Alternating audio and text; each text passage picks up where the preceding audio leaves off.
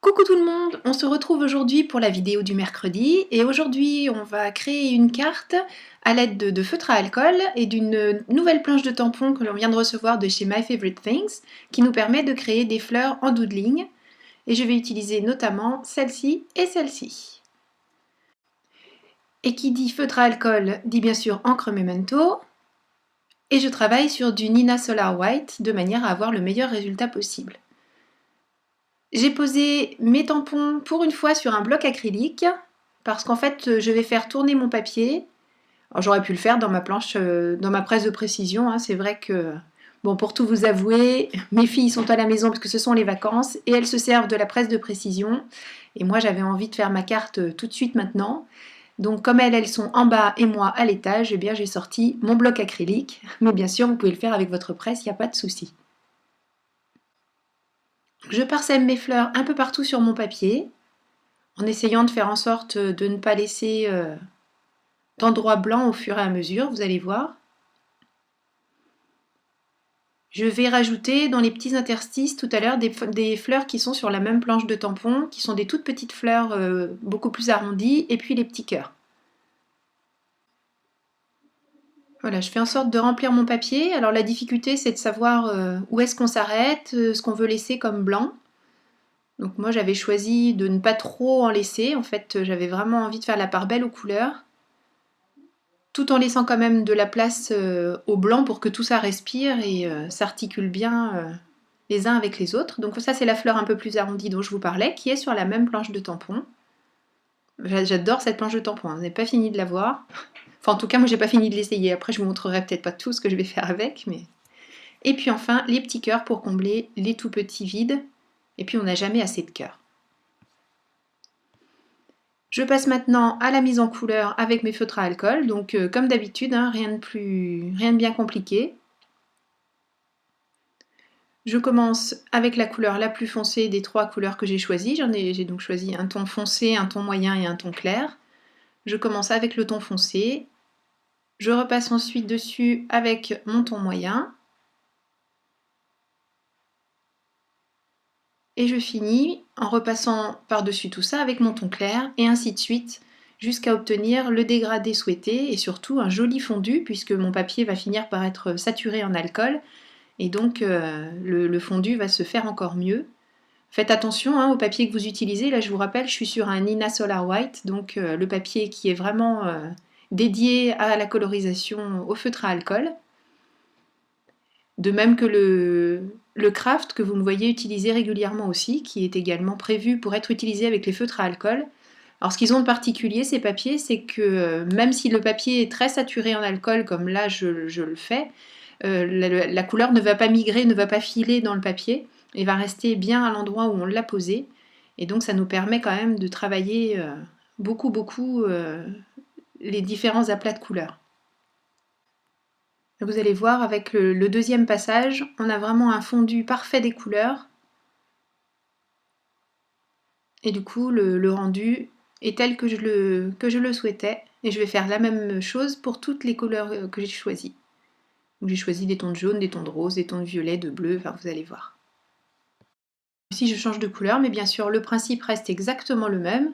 Alors moi, comme je l'ai dit, hein, je choisis de travailler du foncé au clair, mais rien ne vous empêche de travailler à l'inverse du clair au foncé, l'essentiel étant de revenir jusqu'à obtenir le fondu souhaité entre vos différentes couleurs.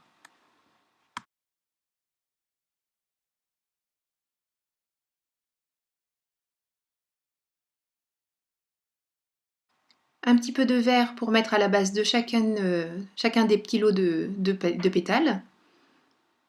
J'ai fait les petites fleurs en bleu, jaune, enfin en essayant d'éparpiller un petit peu les couleurs pour que tout s'harmonise. Et les cœurs, bien sûr, je les ai fait, enfin bien sûr, là j'ai choisi de les faire en rouge, c'est pour ça que je disais bien sûr, parce que c'est quand même la couleur qu'on choisit assez préférentiellement. Mais rien ne nous empêche de faire des cœurs bleus, effectivement. Pour ajouter du relief, je vais venir faire le tour de mes pétales, alors pas tout le tour, je vais essayer de faire en sorte de respecter un peu une provenance de lumière, mais comme d'habitude, chez moi ça n'est pas une science exacte. Donc j'ai utilisé un ton de gris froid.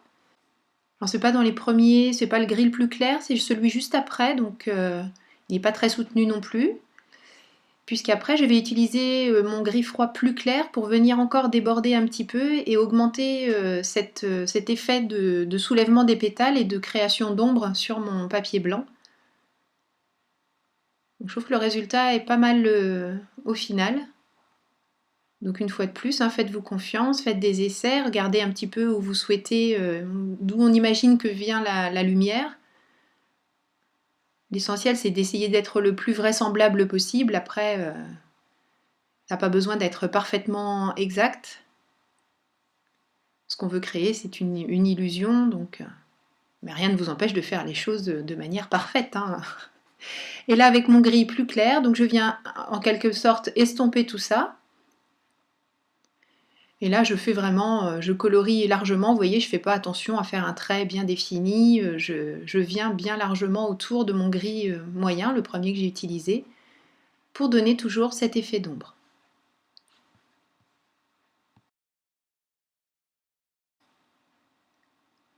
Voilà, maintenant que ma phase feutre à alcool est terminée, je prends mon crayon gel blanc et je viens mettre plein de petits points sur les zones les plus sombres de mes fleurs, de manière à donner encore un petit peu de relief et puis à faire en sorte que ce soit gai.